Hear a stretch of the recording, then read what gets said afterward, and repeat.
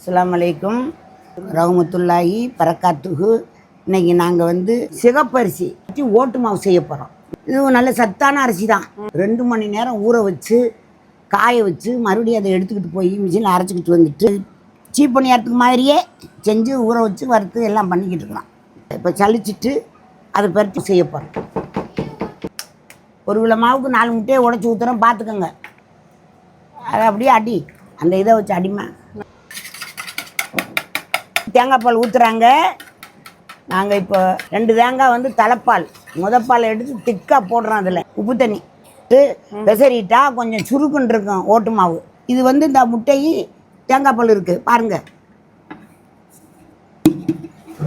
நல்லா பெசரி எடுக்கணும், கட்டி விடாமல் வச்சுக்கிறோம். பெசரி எடுத்து கடைசி வரலும் பார்க்கணும், விட்டுட்டு போயிடாதீங்க.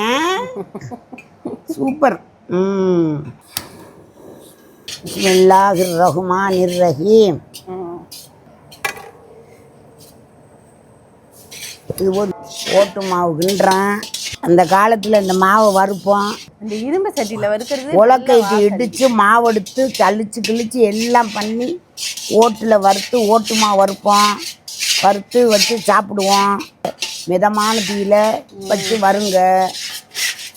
இந்த காலத்தில் இந்த சிவப்பு பாசி இருக்கும், அது மாதிரி உருண்டுக்கிட்டு இருக்கு. இதை வந்து நல்லா சாப்பிடுங்க, மொறுன்னு நல்லாயிருக்கும். பாரு, நான் அந்த வாயில் போட்டு காமிக்கவா? நல்லா வறுக்கணும். நான் ஒரு இடத்துல உட்காந்துருக்கக்கூடாது, இடம் மாறி உட்காந்துருக்கேன். அப்படி மாறிக்கிறவே எந்திரிச்சு நடப்பேன்.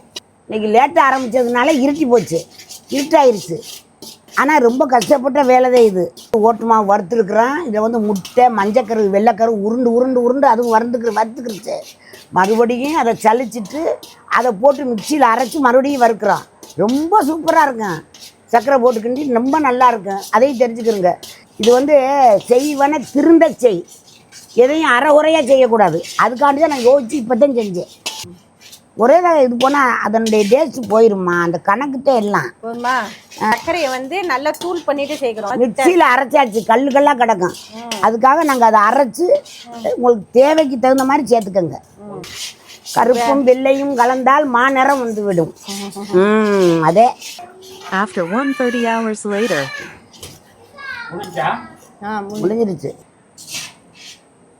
நெய் போட்டு சூட்டோட போட்டு கிண்டிக்கங்க. இருக்கும் அந்த சட்டி. இது வந்து நான்வெஜ்ஜு, முட்டை போட்டது ஓட்டு மாவு. வேறு லெவலில் இருக்கும்.